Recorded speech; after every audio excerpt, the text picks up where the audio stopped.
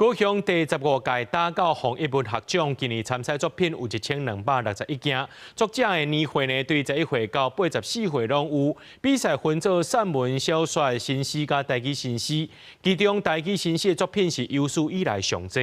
摕到高雄奖的作者，因为人伫咧国外读册，由阿爸来代替伊朗读作品，这练得的台语开口，互市长陈其迈是真懊恼。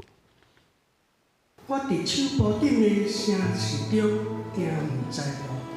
这首《手中城》是今年打狗红一文学奖摕到台语新诗高雄奖的作品。作者因为今年敢若22岁，目前当咧一刻做教化学生，由阿爸由主来代替朗读作品领奖。这首《手中城》是当初因为看到山顶有一老规定拄道光剑影，甲规个社会太较大康势力所写的作品。由主来讲，伊真感谢后生读高中的时主动讲要学台语，也可以做伙甲母语找回来。台语毋单是文艺，台语是生活。咱爱有才调，互台语思考过日，咱才会当透过台语来体做文学甲艺术。没有爸爸的支持是不可能有那么优美的一个作品真的是非常令人感动。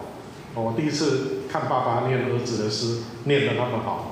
专调台语开口以及推广文化想法，和陈其迈是真懊恼。有评审委员讲，今年摕到华语新诗高雄奖的作品，用各种的时间意象来写兴达电厂的改建，每次是纪录片同款，和评审拢印象真深。公务员的角度，从鸟的角度去写。